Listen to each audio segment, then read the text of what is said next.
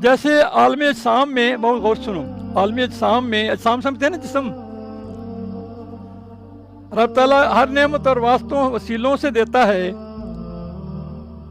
جیسے عالم اجسام میں رب تعالیٰ ہر نعمت واسطوں اور وسیلوں سے ملتی ہے، ماں کے وسیلہ سے رزق ملتا ہے، ایسے ہی عالم ایمانیات میں نبی کو اقام وغیرہ حضرت ابراہیم علیہ السلام کے واسطے سے ملتے ہیں.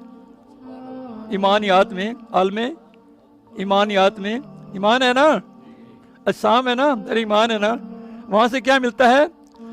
نبی کو اقام وغیرہ جبرائیل علیہ السلام کے واسطے ملتے ہیں، اور امت کو نبی کے واسطے سے.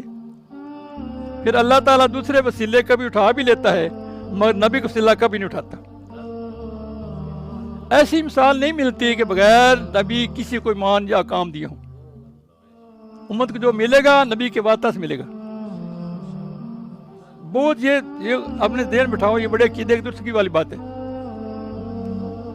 باقی چیزیں مثلا حضرت آدم السلام، حضرت حوا علیہ السلام کو بغیر وسیلہ پیدا کیے گئے، بنی اسرائیل کو بغیر وسیلہ کسان، بغیر وسیلہ کسان و برچی منو سلوا روزی دی گئی. میدا والوں کو بغیر وسیلہ غیبی دسترخوان دیا گیا، بلکہ خود نبی کو بغیر وسیلہ جبرائیل سے کلام ہوتا ہوا. موسیٰ کلیم اللہ طور پر بغیر واسطہ رب تعالیٰ سے کلام کرتے تھے، بغیر وسیلہ. حضور نبی صلی اللہ علیہ وسلم نے بغیر وسیلہ معراج میں رب تعالیٰ سے کلام کیا. تو وسیلہ ضروری سمجھو ایمان کے لیے. دیکھ لیں اب یہاں پہ بات ختم ہوگی، بغیر وسیلہ ملا سب کچھ نا. آپ مانتے ہیں وسیلہ ضروری سمجھو کس کے لیے؟ ایمان کے لیے.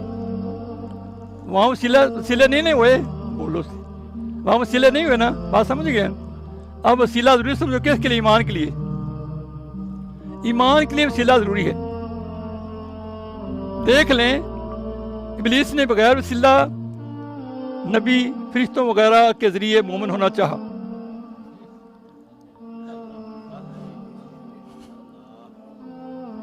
مگر مردود کر دیا گیا.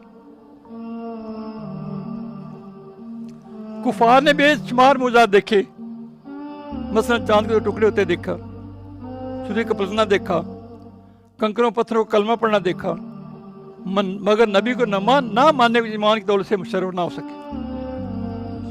بے شمار معجزات دیکھے. حضرت عمر رضی کی ایمان کا فوری ایمان لے آئے. حضرت عمر فاروق ایمان نہیں فوری. اور حضرت سفیان اللہ بہت جھنجھوڑنے پر ایمان لائے، مگر ابو جہل نہ مانا تو ابو جہل ہی رہا.